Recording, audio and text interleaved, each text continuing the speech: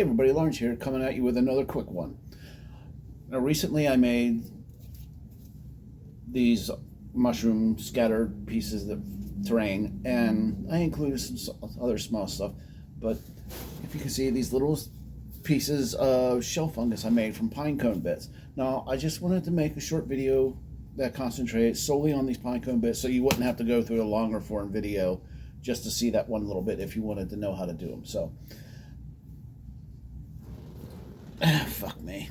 This is a pretty simple process. It's just taking, I'm using a pair of side snips here, and I'm going to start cutting away at the bract scales so I can get to the scales or the tips of these protrusions from the pine cone.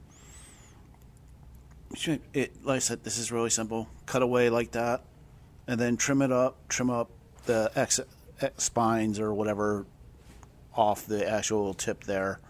And boom, you have exactly what you need. And just to show you real quick, I'm going to push it into a little piece of foam here, and boom, see? A really quick process, not that complicated. Now, as far as inserting it into, your terrain or whatnot, I'm going to use an X-Acto here and cut a slit and then open it a little bit. Dip the back of the scale, or the sharp part, in some PVA, and then just jam it in and secure it in place, and boom, done. And that's all there is to actually applying the shelf fungus. Of course, I'm gonna paint them. For these, I'm just going with an orange color like I did in the longer form video. Why orange? I don't know. I thought it looked cool.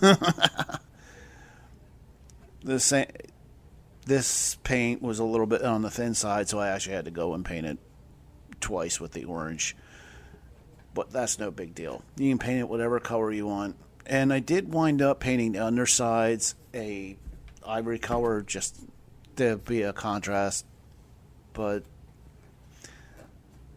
this is not an overcomplicated process. You don't have to overdo it.